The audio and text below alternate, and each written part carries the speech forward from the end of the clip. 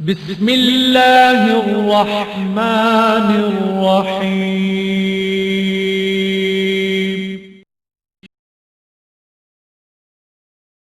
اللعين اللئيم الرجيم. بسم الله الرحمن الرحيم. الحمد لله ذي العز الشامخ المنيف، ذي الجلال البازخ العظيم، ذي الملك الفاخر القديم، مالك الأملاك، مفلك الأفلاك، مسخر الشمس والقمر، مكبر الليل والنهار، مكبر النهار على الليل، قاسم كل جبار عنید، مہلک کل شیطان مرید، رب الجنة والناس، رب العالمین. لا يسره صراخ المستصرخين، لا يبرمه إلحاح الملحين، العاصم للصالحين، موفق للمفلحين، مولى العالمين. أنزل السكينة على قلوب المؤمنين، جلت عظمته.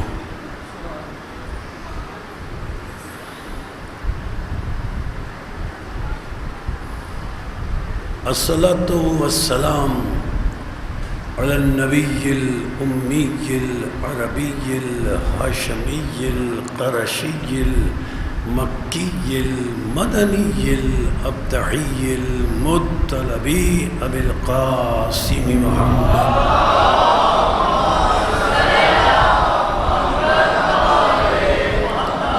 الصلاة والسلام على أهل بيته الطيبين الطاهرين المعصومين المظلومين المنتجبين المنتخبين المطهرين، الذين أذهب الله عنهم الرجس وطهرهم تطهيرا.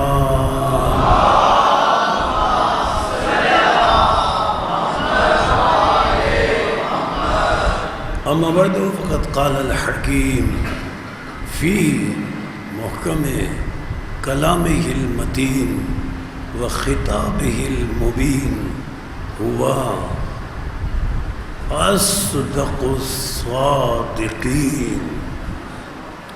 وقوله الحق، لأنه هو معلن الحق بالحق.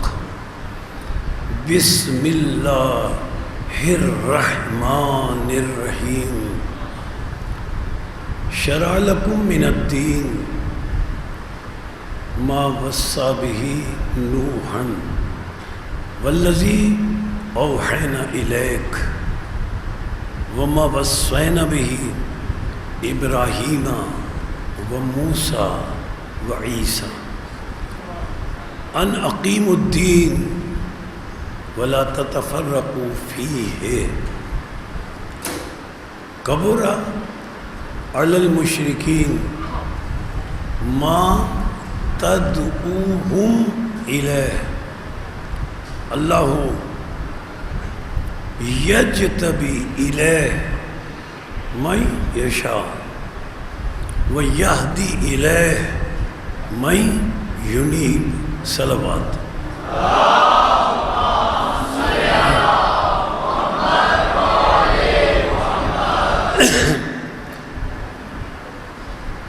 قرآن مجید کا 42واں سورہ، سورہ مبارکہ شورى، 13ویں آیت واقع ہدایہ. گفتگو کا موضوع قرآن اور شریعت اسلام. اللہ نے رسول خاتم سے مخاطب ہو کر ارشاد فرمایا، اے میرے حبیب، اے میرے رسول، اے خاتم النبیین، شرع لکم من الدین، ہم نے تمہارے لیے دین میں شریعت کو قائم کیا ہے۔ اے رسول، یہ وہی شریعت ہے ما وصى بہ نوحًا، جو شریعت ہم نے حضرت نوح علیہ السلام کو وصیت کے ذریعے عطا کی، والذی اوحینا الیک، لیکن اے رسول ہم نے تمہیں یہ شریعت وصیت کے ذریعے عطا نہیں کی، ہم نے تمہیں یہ شریعت وحی کے ذریعے عطا کی۔ وما وصینا بہ ابراہیم و موسیٰ و عیسیٰ، اور اے رسول ہم نے حضرت ابراہیم علیہ السلام کو، حضرت موسیٰ علیہ السلام کو، حضرت عیسیٰ علیہ السلام کو بھی جو شریعتیں عطا کی وہ بھی وصیت کے ذریعے عطا کی۔ اے خاتم النبیین، ہم نے یہ شریعت آپ کو کیوں عطا کی؟ ان اقیم الدین، تاکہ تم اس کرۂ ارض پر دین کو اور شریعت اسلام کو قائم کرو، ولا تتفرقوا فیہ، اور اس میں کوئی تفرقہ نہ ڈالو۔ کبر علی المشرکین ما تدعوہم الیہ، اے رسول جب تم شریعت اسلام کی تبلیغ کرتے ہو تو ان مشرکوں کو بڑا ناگوار گزرتا ہے۔ اللہ فرماتا ہے ان مشرکوں کو اگر برا لگتا ہے تو لگتا رہے، اللہ کو ان کی کوئی پرواہ نہیں ہے۔ اللہ یجتبی الیہ من یشاء، اس لیے کہ اللہ نے اپنی شریعت کو نافذ کرنے کے لیے ان ہستیوں کو اپنی مرضی سے منتخب کیا ہے جو کبھی مجتبی ہیں، کبھی مرتضیٰ ہیں، کبھی مصطفیٰ ہیں۔ یہ 5 شریعتیں آئیں۔ مسلسل گفتگو یہ ہے کہ حضرت آدم علیہ السلام پہلے نبی ہیں، وہ رسول نہیں ہیں۔ حضرت نوح علیہ السلام پہلے رسول ہیں۔ رسول وہ ہوتا ہے جو پہلے نبی بھی ہو۔ حضرت نوح کے بعد یہ ختمی مرتبہ، حضرت ابراہیم، حضرت موسیٰ، حضرت عیسیٰ علیہ السلام، اللہ نے ان کے نام لیے اور نام لے کر آیت میں بتایا کہ یہ 5 اولی العزم رسول ہیں جنہیں ہم نے باقاعدہ ناسخ شریعت عطا کی، اور ان 5 اولی العزم رسولوں میں سے خاتم النبیین کو ایسی ناسخ شریعت عطا کی کہ جو شریعت قیامت تک کے آنے والے ہر انسان کے لیے کافی ہے، مزید شریعت کی ضرورت نہیں ہے۔ پہلی بات، اللہ کی بارگاہ میں عرض کروں، یا اللہ تو نے آیت میں فرمایا کہ ہم نے 5 شریعتیں بھیجی۔ ایک شریعت آئی، دوسری شریعت نے آ کر پچھلی شریعت کو منسوخ کر دیا، تیسری شریعت آئی، اس نے آ کر اس سے پچھلی شریعت کو منسوخ کر دیا، اپنی شریعت نافذ کر دی۔ چوتھی شریعت آئی، اس نے تیسری شریعت کو منسوخ کر دیا، چوتھی شریعت کو ناسخ کر دیا اور امت پر نافذ کر دیا۔ امت پر چوتھی شریعت کو نافذ کر دیا۔ اچھا، 5ویں شریعت آئی، اس نے تمام پچھلی شریعتوں کو منسوخ کر دیا، اور وہ شریعت خاتم النبیین پر آئی، اور اللہ نے فرمایا کہ یہ خاتم النبیین کی شریعت قیامت تک کے لیے کافی ہے۔ اب 2 صورتیں ہیں۔ پہلی صورت تو یہ ہے میرا اللہ سے سوال یہ ہے کہ یا اللہ، جو تو نے پہلی شریعت بھیجی تھی اسی شریعت کو قیامت تک کے لیے رہنے دیتا، اس لیے کہ وہ پہلی شریعت بھی تیری بھیجی ہوئی تھی، اور تیری بھیجی ہوئی شریعت میں کوئی عیب اور نقص تو ہو نہیں سکتا۔ جب تیری بھیجی ہوئی پہلی شریعت میں کوئی نقص اور عیب نہیں تھا تو بدل کر پھر دوسری شریعت کیوں بھیج دی؟ اچھا، دوسری شریعت بھی تیری بھیجی ہوئی تھی، اس میں بھی کوئی نہ نقص تھا، نہ عیب تھا، نہ خرابی تھی، تیری بھیجی ہوئی تھی، پھر بھی تو نے اسے منسوخ کر دیا۔ تیسری بھیجی، وہ بھی تیری بھیجی ہوئی تھی، ظاہر ہے اس میں بھی تیری بھیجی ہوئی ہو تو اس میں نہ نقص ہوتا ہے، نہ عیب ہوتا ہے، نہ کوئی خرابی ہوتی ہے، اس کو بھی تو نے منسوخ کر دیا، چوتھی کو بھی اسی طرح منسوخ کر دیا۔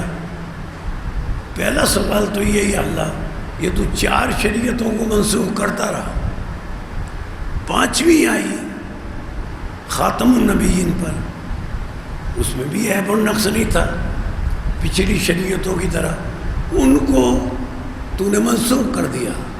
یا تو پہلی شریعت کو قائم رکھتا، نقص و عیب نہیں تھا، یا پھر خاتم النبیین کی شریعت کو بھی منسوخ کر دیتا۔ اور جس طرح ایک کے بعد ایک شریعت آ رہی ہے قیامت تک، اور شریعتیں بھی آتی رہتی، نہیں، 5ویں شریعت کو قیامت تک باقی رکھوں گا، پہلی، دوسری، تیسری، چوتھی کو منسوخ کر دوں گا۔ اب عجیب بات یہ ہے، یا اللہ 5ویں شریعت کو تو نے باقی رکھا، پہلی کو منسوخ کر دوں گا، دوسری، تیسری، چوتھی سب منسوخ کر دوں گا۔ یا اللہ ان میں بھی عیب نہیں ہے، ان میں بھی عیب نہیں ہے، ان میں بھی نقص نہیں ہے، اس میں بھی نقص نہیں ہے، پھر تو کیوں بدلتا رہا؟ اور یہ 5ویں شریعت پر آ کر ختم کیوں کر دیا؟ ہے نا لائق توجہ بات؟ تو جب تک میں اس بات کو سمجھانے کے لیے، تاکہ بچے اور نوجوان سمجھ جائیں، ایک مثال نہیں دوں گا، یہ بات سمجھ میں نہیں آ سکتی۔ چھوٹی سی مثال، تاکہ یہ بات سمجھ میں آ جائے۔ اب ذہن میں آپ کے پوری بات آ گئی نا، پہلی سے 5 شریعت تک، کہ کسی میں نقص و عیب نہیں ہے۔ اب سنیں، مثال سنیں، بالکل چھوٹی سی مثال سمجھانے کے لیے، بچوں کو اور نوجوانوں کو خاص طور سے۔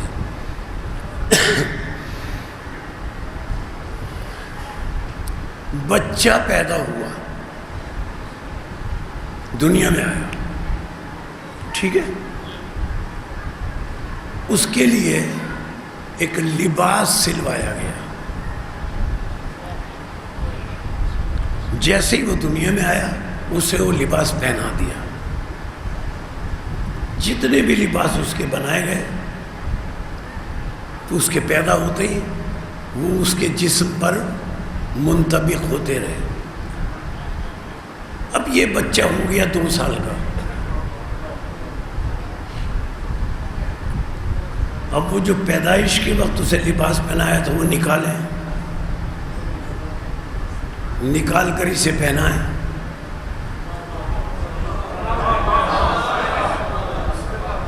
نہیں آئے گا، اس کے جسم پر نہیں آئے گا، حالانکہ وہ جو پیدائش کے وقت اس کو لباس پہنایا تھا اس میں کوئی نقص نہیں تھا، اس میں کوئی عیب نہیں تھا،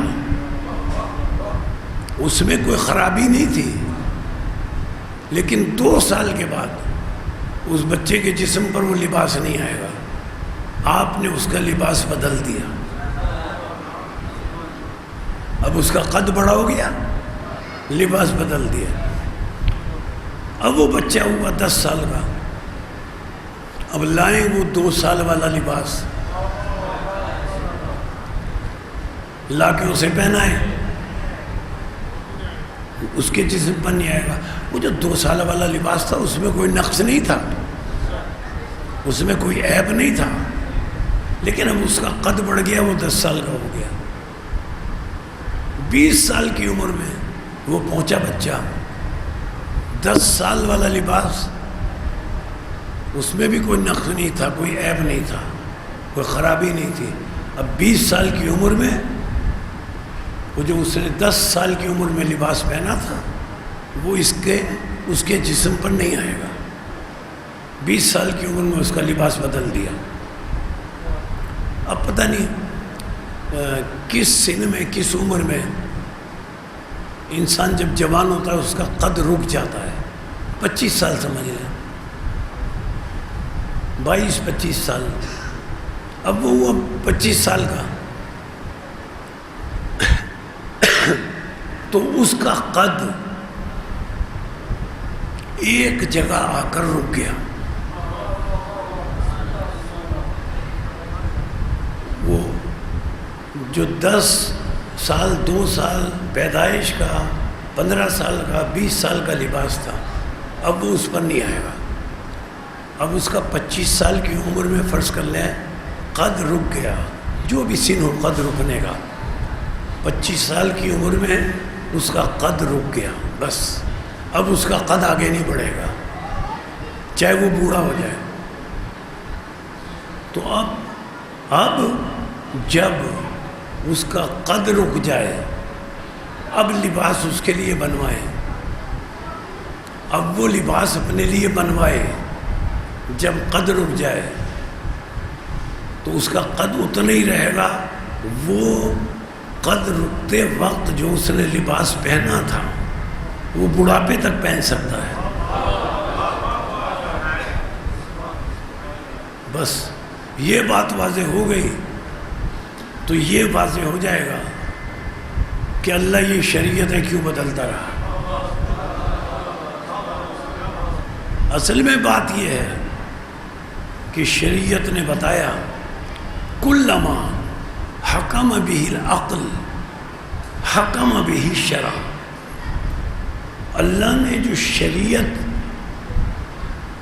نفاذ کے لیے کسی دور میں بھی بھیجی ہے وہ اس دور کے انسانوں کی عقل کے مطابق بھیجی ہے.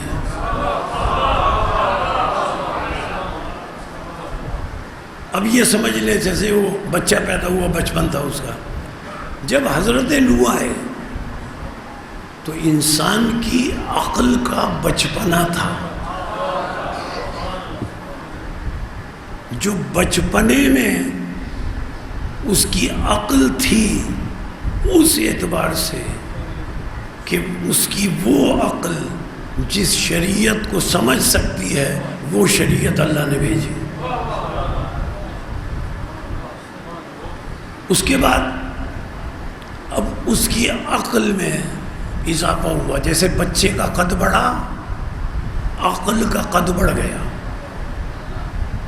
حضرت ابراہیم کے زمانے میں جب عقل کا قد بڑھ گیا تو اللہ نے عقل کی قد کو ملحوظ رکھتے ہوئے حضرت نوح کی شریعت عقل کے بچپن کے قد کے لیے تھی. اس میں کوئی عیب نہیں تھا, اس کو بدل دیا. اور حضرت ابراہیم علیہ السلام کو عقل کا قد بڑھ چکا تھا, اب وہ شریعت دی جو عقل کا بڑھا ہوا قد سمجھ سکے. واضح ہو رہی ہے بات؟ اچھا, پھر حضرت موسیٰ علیہ السلام کے زمانے میں اور تھوڑا سا عقل کا قد بڑھا. اب عقل کا قد بڑھتا جا رہا ہے. شریعت کو پھر اللہ نے بدل دیا عقل کے قد کو ملحوظ رکھتے ہوئے. پھر حضرت عیسیٰ کے زمانے میں عقل کا قد اور بڑھا، پھر اللہ نے شریعت کو عقل کے قد کو ملحوظ رکھتے ہوئے پھر بدل دیا۔ اب سنیں، خاتم النبیین کا دور آیا۔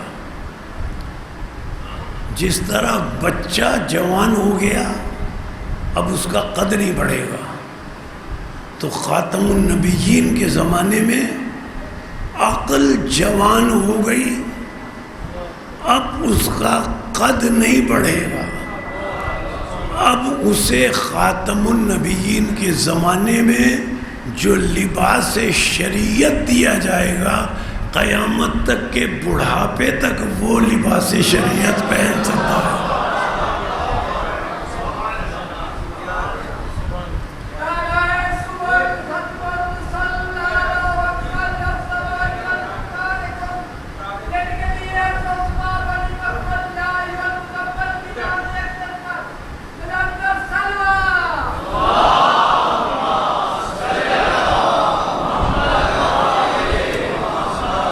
تو یہ حکمت واضح ہوئی نا کہ بار بار شریعتیں اللہ اس لیے بدلتا رہا، عقل کے قد کے اعتبار سے خاتم النبیین کے بعد اللہ نے رسول کو خاتم النبیین کیوں بنایا، نبوت ان پر ختم کیوں کر دی؟ اس لیے کہ عقل کا قد آ کر رک گیا تھا، اب عقل کا قد نہیں بڑھے گا۔ اگر اس کے بعد بھی عقل کے قد نے بڑھنا ہوتا تو شریعت بھی آتی، نبی بھی آتے، لیکن چونکہ عقل کا قد رک گیا تھا اور قیامت تک اب عقل کا وہی قد رہے گا، اس لیے رسول کو منصب ختم نبوت پر فائز کیا اور رسول پر آخری شریعت بھیجی جو قیامت تک کے لیے کافی ہے۔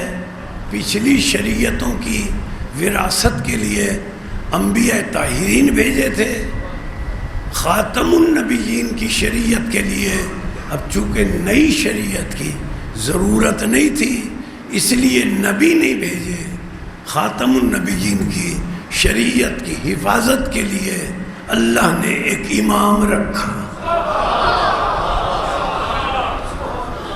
مسئلہ کے تشیع کے علاوہ کسی کے پاس دلیل ختم نبوت نہیں ہے۔ اگر کسی سے پوچھا جائے، مانتے سب ہیں کہ یہ خاتم النبیین ہے، لیکن کسی سے پوچھا جائے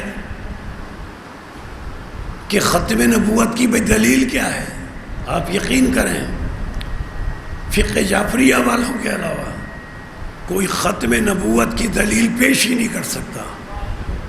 ختم نبوت کی دلیل الحمدللہ صرف ہم مسلک تشیع والے پیش کر سکتے ہیں، کسی میں جرأت نہیں پیش کریں، اور پیش بھی ہم کر سکتے ہیں رسول کے فرمان کے مطابق کہ رسول نے دنیا سے جانے سے قبل بتا دیا کہ میں منصب ختم نبوت پر فائز ہوں، اور اس کی دلیل رسول نے بتائی، من کنت مولا فہذا علی مولا، کہہ کر رسول نے غدیر میں بتایا نبوت ختم ہو گئی، امامت شروع ہو گئی۔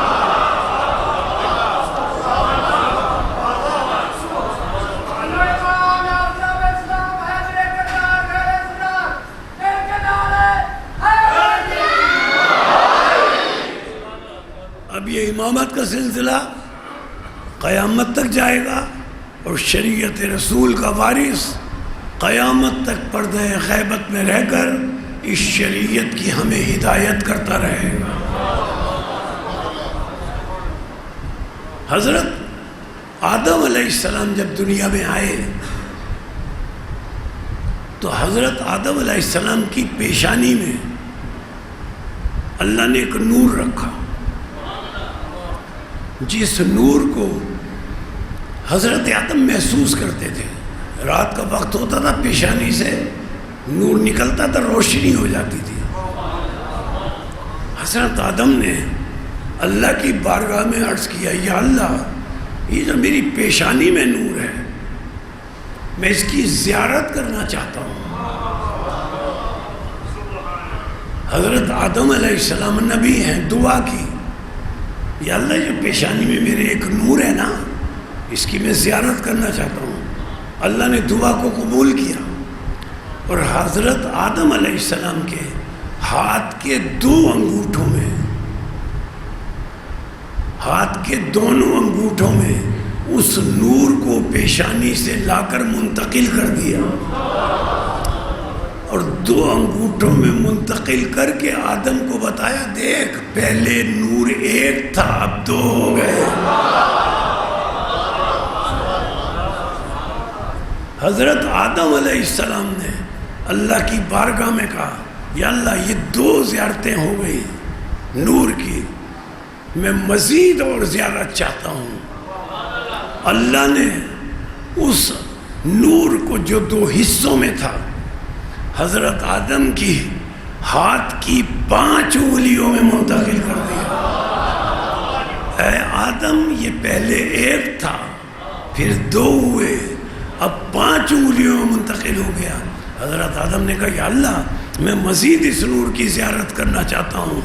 اللہ نے حضرت آدم کے ہاتھ کے 14 پوروں میں نور کو منتقل کر کے کہا دیکھو یہ 14 ہو گئے۔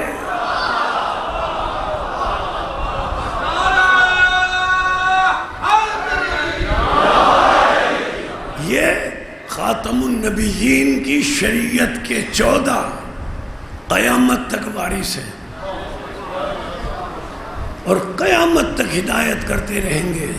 اللہ نے ان کی شان سورہ انبیاء میں بیان فرمائی، 21واں سورہ پڑھ لیجئے گا، 101 102 103 104 آیتیں سورہ انبیاء کی۔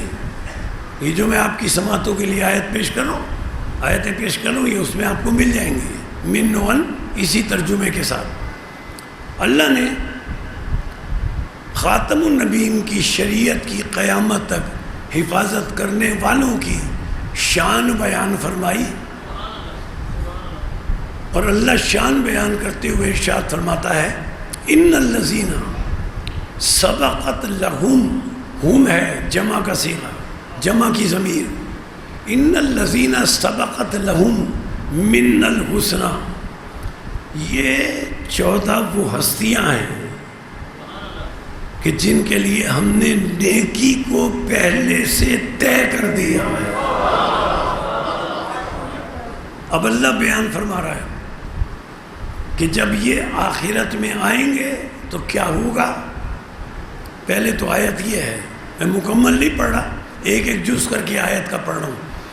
جب یہ 14 قیامت میں حشر کے میدان میں آئیں گے تو سورہ انبیاء کی اس آیت میں ہے جیسے یہ آئیں گے تتلقاہم الملائکۃ ھذا یومکم الذی کنتم توعدون، ان 14 کے آتے ہی ملائکہ ان کے استقبال کے لیے آگے بڑھیں گے اور آگے بڑھ کر ان سے مخاطب ہو کر کہیں گے ھذا یومکم الذی کنتم توعدون، اے آل محمد یہی وہ دن تھا جس کا دنیا میں اللہ نے تم سے وعدہ کیا تھا۔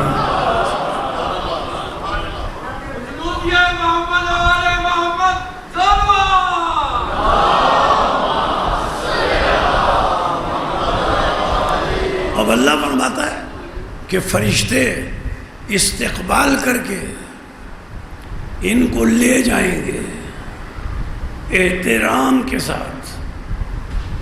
اور اب اللہ نے فرمایا آیت میں 102 103 104 یہ آیتیں پڑھ لیجیے، ان میں یہ آیتیں آپ کو مل جائیں گی۔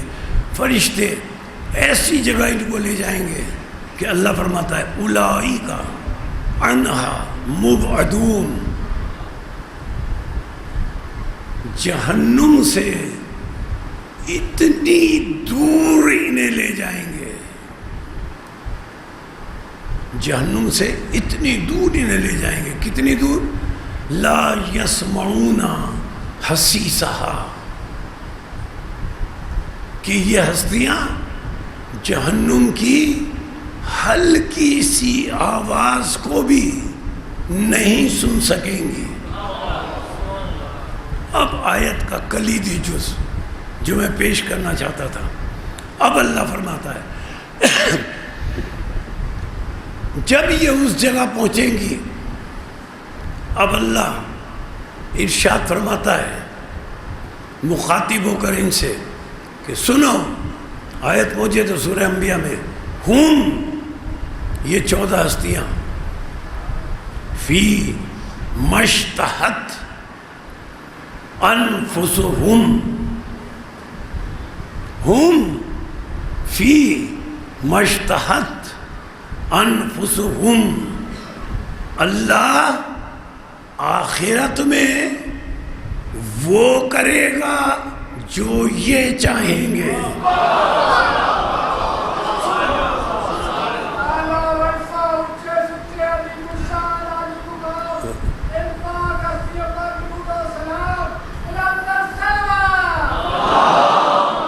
اللہ آخرت میں فی مشتہت انفسہم، اللہ آخرت میں وہ کرے گا جو یہ 14 چاہیں گے. میں اللہ کی بارگاہ میں عرض کروں، یا اللہ تو آخرت میں وہ کیوں کرے گا جو یہ چاہیں گے؟ تو اللہ فرمائے گا تو نے سورہ دہر نہیں پڑھا؟ میں نے سورہ دہر میں 76واں سورہ، جب یہ 14 دنیا میں تھے تو میں نے ان سے مخاطب ہو کر کہا تھا ما تشاؤون الا ان یشاء اللہ. اے آل محمد، تم دنیا میں وہ کرتے ہو جو اللہ چاہتا ہے، اللہ آخرت میں وہ کرے گا جو تم چاہو گے.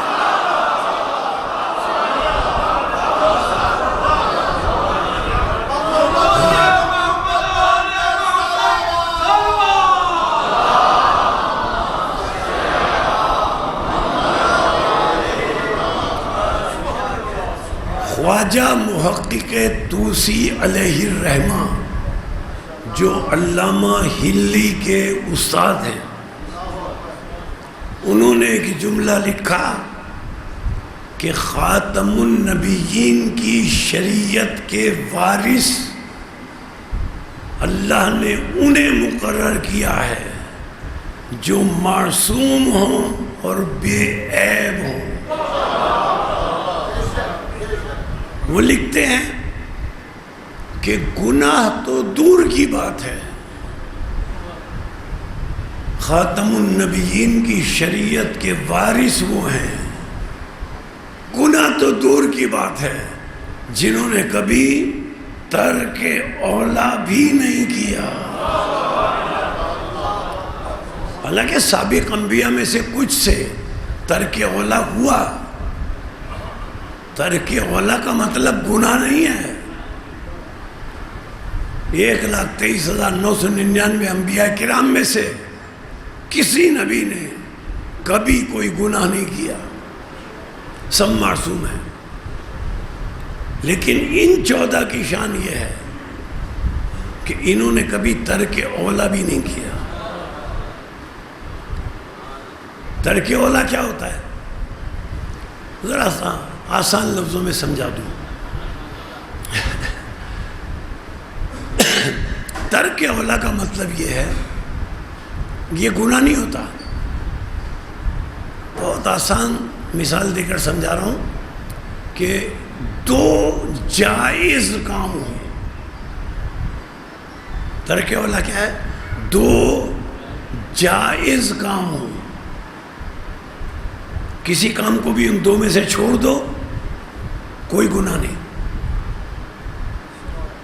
2 جائز کام ہوں اور ان 2 جائز کاموں میں ایک کام زیادہ بہتر ہو، دوسرا کام پہلے سے کم بہتر ہو.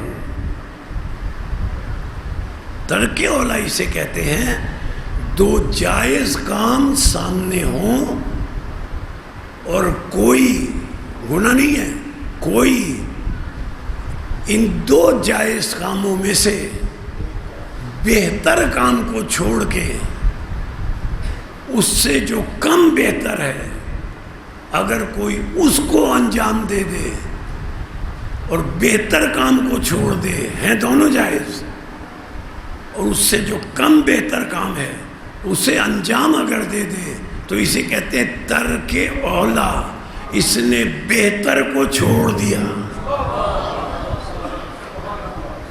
جو اولا تھا، بہتر تھا، ترک، اس نے اسے چھوڑ دیا۔ 14 معصومین علیہ السلام میں سے گناہ تو دور کی بات ہے، ترک اولا بھی کسی سے نہیں ہوا۔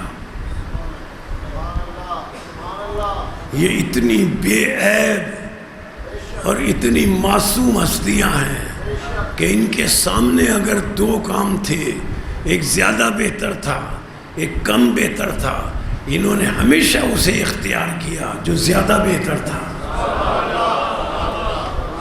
چھوٹی سی مثال عرض کر دوں، رسول اکرم مسجد نبوی میں منبر پر ہیں، قرآن مجید کی آیتیں پڑھ رہے ہیں، اور آیتیں پڑھ کر اپنے ساتھی ان کے بیٹھے ہیں مسجد میں، ان کو ان آیتوں کی رسول خاتم النبیین تفسیر بتا رہے ہیں۔ اچانک مجمع کے کونے سے امام حسین علیہ السلام جو کم سن تھے آتے ہوئے رسول کو نظر آئے۔ امام حسین علیہ السلام 4 یا 5 سال کا سن ہے، ذرا سا لڑکھڑائے۔ رسول نے منبر سے دیکھا، اچھا جو آخر میں بیٹھے تھے رسول کے ساتھی، رسول منبر سے تفسیر قرآن اور قرآن پڑھتے ہوئے منبر سے جہاں پر حسین علیہ السلام لڑکھڑا رہے تھے وہاں کے بیٹھے ہوئے ساتھیوں سے کہہ سکتے تھے رسول کہ ذرا حسین کو سنبھالو کہیں گر نہ جائے۔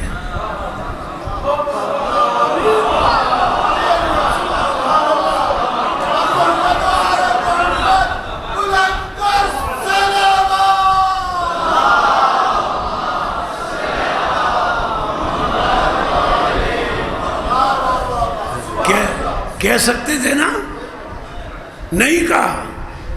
اب سنیں ترک اولا کسی کہتے ہیں، اگر دو جائز کام ہوں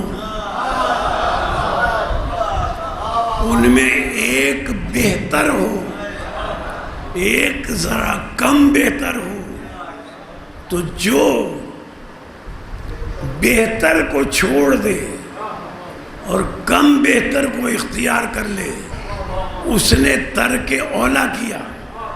لیکن رسول خاتم النبیین عالمین میں افضل ترین ذات ہے، اگر دو جائز کام ہوں گے تو خاتم النبیین وہ کام کریں گے جو زیادہ بہتر ہوگا۔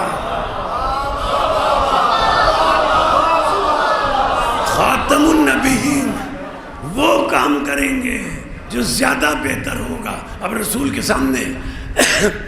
کے سامنے دو کام تھے، ایک تو قرآن پڑھ رہے تھے، دوسرے حسین لڑکھڑا رہے تھے۔ رسول نے قرآن پڑھنا چھوڑ دیا۔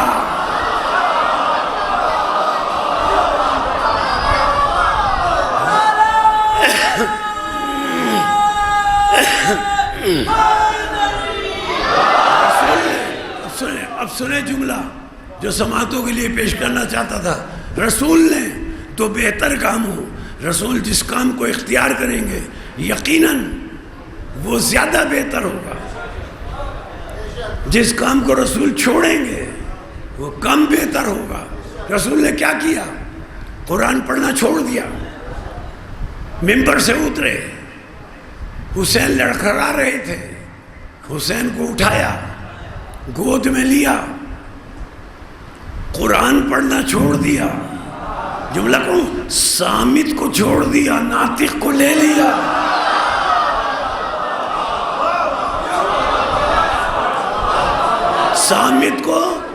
سامت کو چھوڑ دیا، ناطق کو لے لیا۔ اب میں وہ جملہ جس کے لیے اس واقعے کی طرف آپ کو لے کر آیا تھا، وہ سماعتوں کے لیے پیش کرنا چاہتا ہوں۔ رسول وہ کام کریں گے جو کام بہتر ہوگا، اس لیے کہ رسول افضل العالمین ہیں۔ رسول وہ کام چھوڑیں گے جو کم تر ہوگا۔ رسول نے قرآن صامت کو چھوڑ کر قرآن ناطق حسین کو اٹھایا۔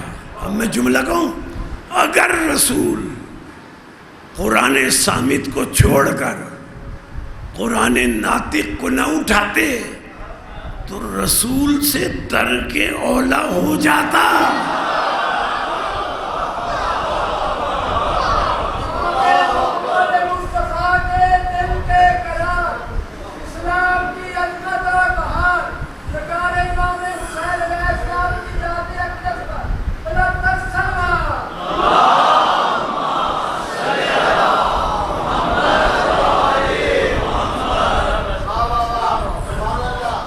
علامہ مجلسی علیہ الرحمہ لکھتے ہیں، بڑے فخر کے ساتھ یہ جملہ لکھتے ہیں۔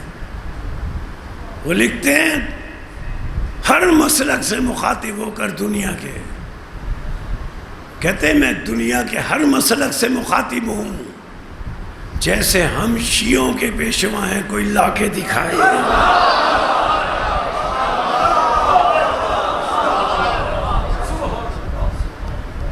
چھوٹی سی بات کر دوں نتیجے کے طور پر، اور گفتگو اختتام پذیر ہو جائے، اور اس چھوٹی سی بات کو بچے بہت خوب سمجھیں گے۔ علامہ مجلسی کیا کہتے ہیں؟ دنیا کے سارے مسلکوں کو سب سے کہتے ہیں جیسے بے عیب معصوم پیشوا ہمارے پاس ہیں، پیش کر کے دکھاؤ۔ کیا جملہ ہے علامہ مجلسی کا! اچھا، اسی بات کو ذرا واضح کر کے پیش کر رہا ہوں۔ ہم دکان میں گئے کسی کوئی چیز خریدنے، یہ بچوں کو سمجھانے کے لیے کہہ رہا ہوں۔ کسی دکان میں گئے، کوئی چیز خریدنی ہے، دکاندار سے ہماری قیمت طے نہیں ہو سکی۔ دکاندار کہتا ہے میں قیمت کم نہیں کروں گا، اور پھر وہ جملہ کہتا ہے، اب اس کا جملہ سنیں۔ وہ جملہ کہتا ہے ساری دکانیں دیکھی آؤ، مجھے اپنے سودے پر اتنی تسلی اور اعتماد ہے کہ تمہیں ایسا سودا کہیں نہیں ملے گا۔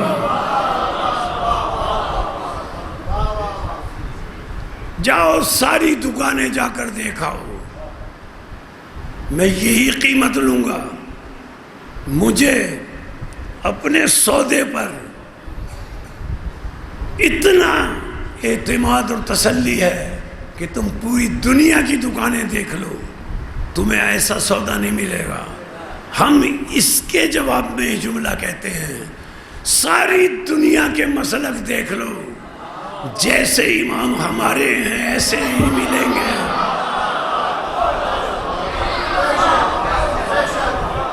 جنہیں اس دکاندار کو اپنے سودے پہ تسلی ہے، اعتماد ہے، جاؤ دنیا بھر کی دکانیں دیکھاؤ، ہمیں اپنے اماموں پر ناز ہے، جاؤ جا کر ساری دنیا کے مسلکوں کے پیشواؤں کو دیکھاؤ، ایسے پیشوا نہیں ملیں گے جنہیں اپنے سودے پہ تسلی ہوتی ہے، اپنے پیشواؤں پر اطمینان ہوتا ہے۔ وہ کہتے جاؤ جا کر دیکھاؤ، لیکن جس دکاندار کو اپنے سودے پر تسلی اور اطمینان نہیں ہوگا وہ روکے گا، نہیں ٹھہر جاؤ، اتنی قیمت لے لو، یہ سودا لے کر جاؤ۔ کیوں؟ اسے اپنے سودے پر تسلی اور اطمینان نہیں ہے۔ ہمیں اپنے سودے پر اپنے اماموں پر فخر ہے، ناز ہے، تسلی ہے، اعتماد ہے. جنہیں اپنے پیشواؤں پہ، جملہ سنیں، جنہیں اپنے پیشواؤں پہ تسلی اور اعتماد نہیں، وہ دکاندار کی طرح روکتے ہیں. رک جاؤ، دیکھو مجلس جلوس میں مت جاؤ، نکاح ٹوٹ جائے گا.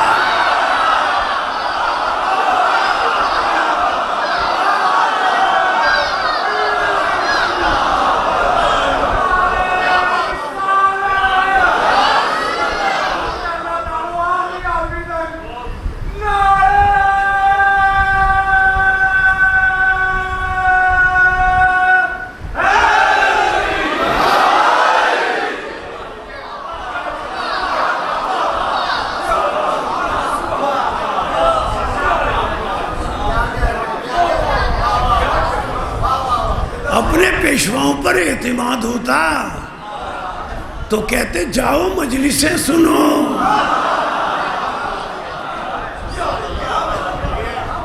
جاؤ جلوس حسین میں جاؤ. اعتماد ہی نہیں ہے، اس لیے کہ ہمارے وہ پیشوا ہیں کہ پیشوا تو بڑی بات ہے. اس گھر کے چھوٹے چھوٹے بچوں کی شان یہ ہے کہ امام حسین علیہ السلام حضرت قاسم سے پوچھتے ہیں بیٹا موت کو کیسا پاتے ہو؟ حضرت قاسم کہتے ہیں احلی من العسل، شہد سے زیادہ میٹھا پاتا ہوں. امام حسن علیہ السلام جب دنیا سے تشریف لے جانے لگے تو امام حسن علیہ السلام نے حضرت ام فروا کو بلایا. حضرت ام فروا آئی. امام حسن علیہ السلام نے اپنے سرہانے سے ایک تعویذ نکالا، ام فروا کو دیا. اس وقت حضرت قاسم کا سن مبارک 2.5 یا 3 سال کا تھا. امام حسن علیہ السلام حضرت ام فروا سے کہتے ہیں جب قاسم بڑا ہو جائے تو یہ تعویذ اس کے دائیں بازو میں باندھ دینا.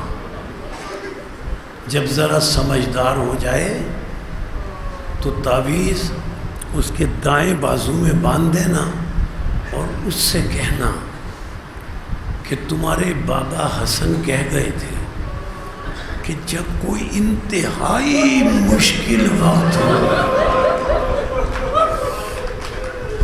تو اس تعویذ کو کھول لینا، تمہاری مشکل آسان ہو جائے گی.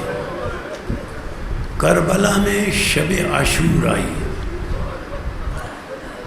امام حسین علیہ السلام مصلی پر بیٹھے ہیں.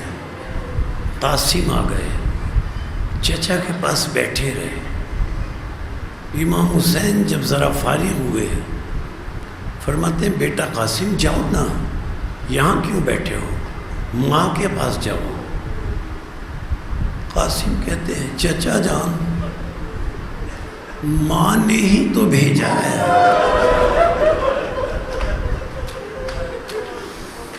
ماں ہی نے تو بھیجا ہے کہ جاؤ اپنے چچا سے پوچھ کر آؤ کہ قاسم شہداء کی فہرست میں تمہارا نام ہے.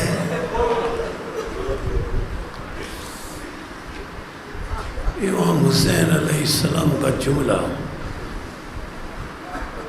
بڑا دردناک جملہ ہے.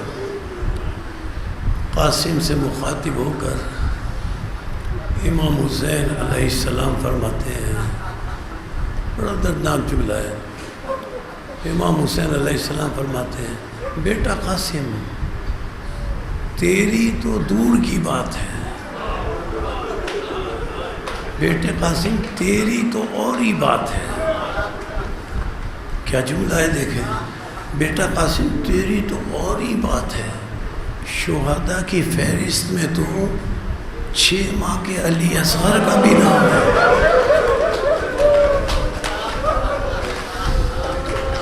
ہاشمی ہاشمی جوان تھا نا، حضرت قاسم ہاشمی تھے نا، ایک مرتبہ جلال آ گیا، جلال میں آ کر کانپتے ہوئے کھڑے ہو گئے، اور حضرت قاسم نے کہا چچا جان کیا اشقیاء خیموں میں آ جائیں؟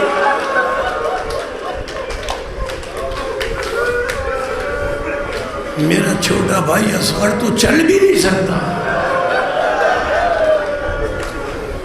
امام حسین علیہ السلام نے فرمایا،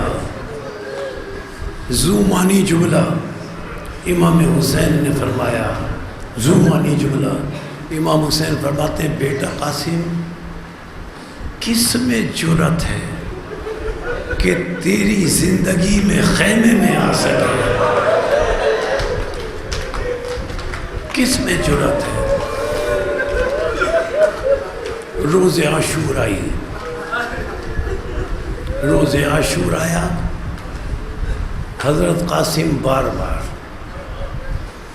اپنے چچا کے پاس جاتے ہیں، چچا حسین علیہ السلام کے پاس، چچا جان مجھے اجازت دیں، کربلا کے عزیزوں صرف تمام شہداء میں صرف 2 شہید ایسے ہیں کہ جب وہ امام سے اجازت لینے آئے تو ان کے لیے ایک ہی جملہ ملتا ہے، جب وہ امام سے اجازت لینے آئے ان کے لیے ایک ہی جملہ ملتا ہے کہ جب وہ اجازت مانگی تو امام نے ایک جملہ مقتل میں ملتا ہے۔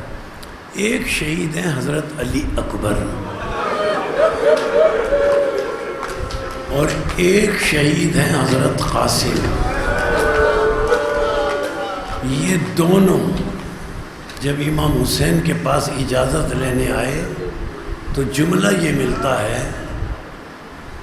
کہ امام حسین نے نظر من راسہ الی قدمہ، امام حسین نے ان دونوں کو سر سے پاؤں تک دیکھا۔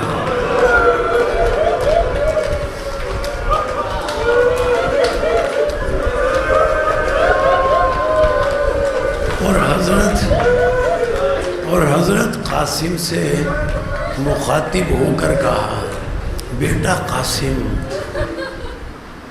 قاسم تجھے کیسے اجازت دوں؟ جب میں اپنے بھائی حسن کی زیارت کا مشتاق ہوتا ہوں تو تجھے دیکھ لیتا ہوں، تجھ میں سے مجھے اپنے بھائی حسن کی خوشبو آتی ہے۔ بیٹا قاسم میں تجھے اجازت نہیں دوں گا۔ جب کئی مرتبہ اجازت طلب کرنے کے باوجود حضرت قاسم کو اجازت نہیں ملی، حضرت قاسم ماں کے خیمے میں آئے، ماں نے دیکھا قاسم پریشان بیٹھے ہیں۔ بیٹا قاسم کیا بات ہے، اتنے پریشان کیوں ہو؟ مادر گرامی کئی دفعہ چچا حسین کے پاس گیا، وہ مجھے میدان میں جانے کی اجازت نہیں دیتے۔ جناب ام فروا نے یہ جملے سنے تو روایت ہے ام فروا کے چہرے پر اطمینان کے آثار آئے۔ ہے کوئی پوری کائنات میں جو کربلا جیسی مائیں پیش کر سکے، جو کربلا جیسی مائیں پیش کر سکے؟ چہرے پر حضرت ام فروا کے اطمینان آیا۔ بیٹا قاسم تو فکر مت کر، میں تجھے اجازت دلاؤں گی۔ جناب حضرت ام فروا نے پردہ کیا، پردے کا لباس پہنا، قاسم کی انگلی پکڑی، کہاں گئی؟ امام حسین علیہ السلام کے پاس نہیں گئی، جانتے نا جناب زینب سلام اللہ علیہا کے خیمے میں گئی، اور خیمے میں جا کر کہا آقا زادی میں سید زادی نہیں ہوں، آقا زادی میں سید زادی نہیں ہوں، مولا حسین میرے بیٹے کو لڑنے کی اجازت نہیں دے رہے ہیں، ذرا آپ سفارش کر کے میرے بیٹے کو جنگ کرنے کی اجازت دلوا دیں۔ حضرت زینب سلام اللہ علیہ نے حضرت فضہ سے کہا، فضہ جاؤ ذرا میرے ماں جائے بھائی حسین کو بلا لاؤ۔ امام حسین آئے، جناب زینب اور جناب ام فروہ کی کیفیت یہ تھی کہ جب امام حسین خیمے میں داخل ہوئے تو ان کے داخل ہوتے ہوئے جناب ام فروہ پتہ نہیں کب سے خیمے میں رو رہی تھی، خیمہ زینب میں رو رہی تھی، لیکن جیسے ہی امام حسین علیہ السلام خیمہ زینب میں داخل ہوئے، دیکھا حضرت ام فروہ بلند آواز سے چیخ چیخ کر رو رہی ہیں۔ امام حسین کے آتے ہی ام فروہ نے قیامت کا جملہ کہا، مولا کیا بیوہ کا لال، کیا بیوہ کا لال اس قابل نہیں ہے، کیا بیوہ کا لال اس قابل نہیں ہے کہ اسے اسلام پہ قربان کیا جا سکے۔ امام حسین علیہ السلام نے کہا، بھابی جان قاسم اتنا چھوٹا ہے کہ اس کے قد کے اعتبار سے عرب میں زرہ بھی نہیں بنی ہے، توق بھی نہیں بنا ہے، خود بھی نہیں بنا ہے، میں اپنے اس معصوم بھتیجے کو ان درندوں میں کیسے بھیج دوں جسے میں زرہ بھی نہیں پہنا سکتا۔ حضرت زینب سلام اللہ علیہ نے سفارش کی، بھیا بھابھی کی خواہش ہے کہ قاسم کو بھیج دیں تو بھیا اسے اجازت دے دیں۔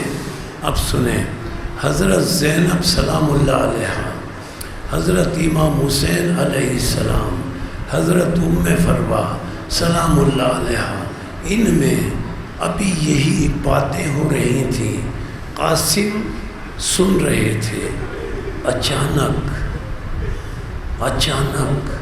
قاسم کو کچھ یاد آیا،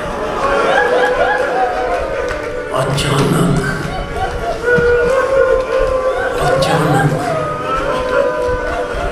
قاسم کو کچھ یاد آیا۔ وہ باتیں کر رہے تھے، قاسم کو کچھ یاد آیا، تیزی سے خیمے کے باہر گئے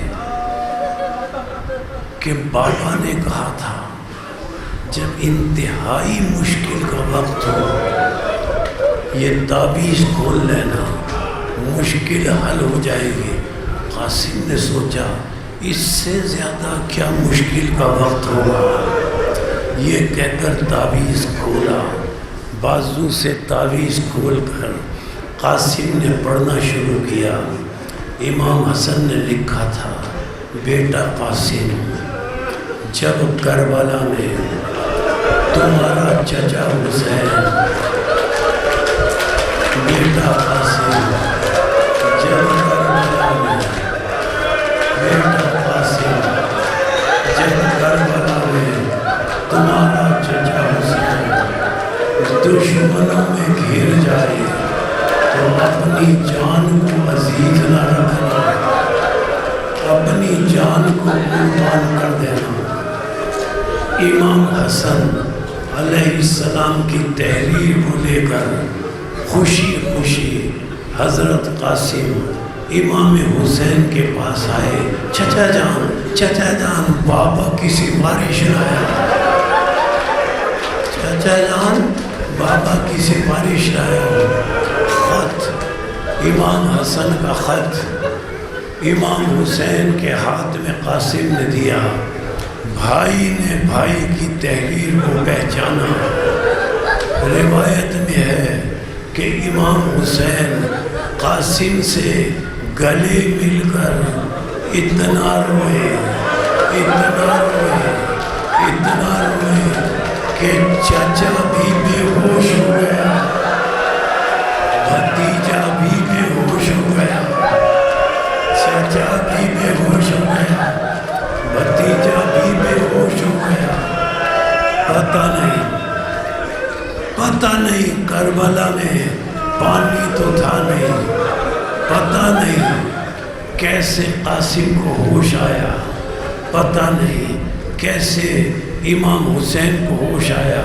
ہوش میں آنے کے بعد امام حسین علیہ السلام نے قاسم کی انگلی کو پکڑا، خیمہ جناب زینب سے باہر آئے، آسمان کی طرف ایک نظر ڈالی، نظر ڈال کر کہا یا اللہ گواہ رہنا، اب میرے بھائی حسن کا گھر بھی اجڑ رہا ہے، اب میرے بھائی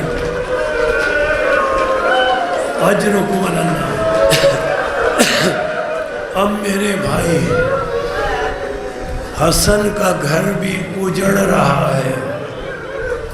زرا تو تھی نہیں، قاسم کو باریک کرتا پہنایا، باریک کرتا پہنایا۔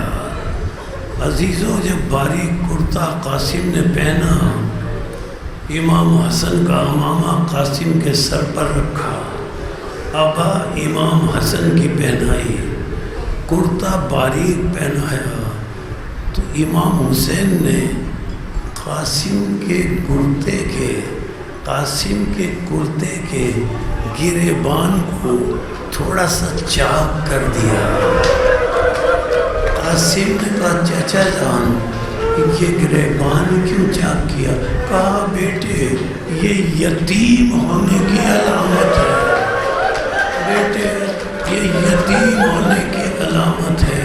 عزادارو، حضرت قاسم اتنے خوبصورت تھے کہ کربلا کا راوی جملہ لکھتا ہے، قاسم کا حسن بیان کرتے ہوئے غیر کربلا کا راوی جملہ لکھتا ہے، جب قاسم خیام اہل بیت سے نکلے تو ایسا محسوس ہوا جیسے خیام اہل بیت سے ایک چاند طلوع ہوا، اور وہ چاند یزیدی لشکر میں جا کر غروب ہو گیا۔ جو غیروں کے لیے چاند ہو، ماں کے لیے کیا ہوگا، ماں کے لیے کیا ہوگا۔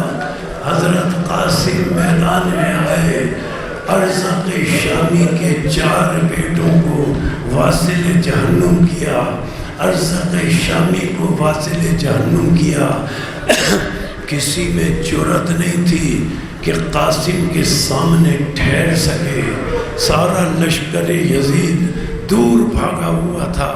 حضرت قاسم اطمینان سے اب گھوڑے پر بیٹھ گئے، سارے یزیدی بھاگ چکے تھے، لیکن پیچھے سے ایک لعین آیا، اس نے ایسا قاسم پر وار کیا کہ اب قاسم گھوڑے پر نہ سنبھل سکے، گھوڑے سے زمین پر آ کر گرے، آواز دی چچا جان میری مدد کیجیے۔ چونکہ ظالم نے پیچھے سے وار کیا تھا، اس لیے حضرت عباس کو اور حضرت امام حسین کو چلا لا گیا۔ حضرت عباس اور امام حسین دونوں گھوڑوں پہ سوار ہو کر جلال کی کیفیت میں چلے کہ پیچھے سے وار کیوں کیا گیا۔ دشمن نے جو امام حسین کو اور حضرت عباس کو جلال کے عالم میں آتے ہوئے دیکھا، تیزی سے اپنے گھوڑے واپس دوڑائے۔ آپ سمجھ گئے اب میں کیا جملہ کہنا چاہتا ہوں؟ آپ سمجھ گئے اب میں کیا جملہ کہنا چاہتا ہوں؟ اب میں کیا جملہ کہنا چاہتا ہوں؟ قاسم گھوڑے سے زمین پر گر چکے تھے۔ حضرت عباس اور امام حسین کو دیکھ کر ظالم بھاگے۔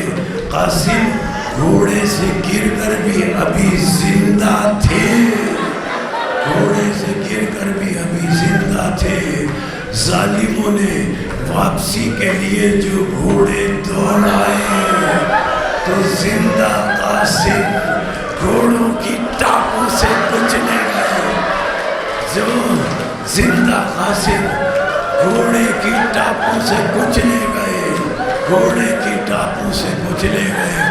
کربلا میں صرف 2 شہید ایسے ہیں جنہیں گھوڑوں کی ٹاپوں سے کچلا گیا۔ ایک امام حسین علیہ السلام ہے، لیکن میں مولا حسین سے یہ عرض کروں گا، مولا جب آپ کو گھوڑوں سے پامال کیا گیا تو آپ شہید ہو چکے تھے، لیکن مولا حسین قاسم کو جب گھوڑوں سے پامال کیا گیا قاسم زندہ تھے، قاسم زندہ تھے۔ اسی لیے ہمارے 12ویں امام زیارت میں فرماتے ہیں میرا سلام کربلا کے اس نازک شہزادے پر، میرا سلام کربلا کے اس نازک شہزادے پر جس کی دائیں طرف کی پسلیاں بائیں چلی گئی، بائیں طرف کی پسلیاں دائیں چلی گئی۔ حسین لاش قاسم پر پہنچے، ہاتھ کہیں پڑا تھا، پیر کہیں پڑا تھا، کہیں سے ہاتھ کو اٹھایا، کہیں سے پیر کو اٹھایا، قاسم کے اعضاء کو جمع کیا، آقا کے دامن میں رکھا، آسمان کی طرف حسین نے چہرہ کیا، یا اللہ آج حسین غریب ہو گیا، آج حسین غریب ہو گیا، آج حسین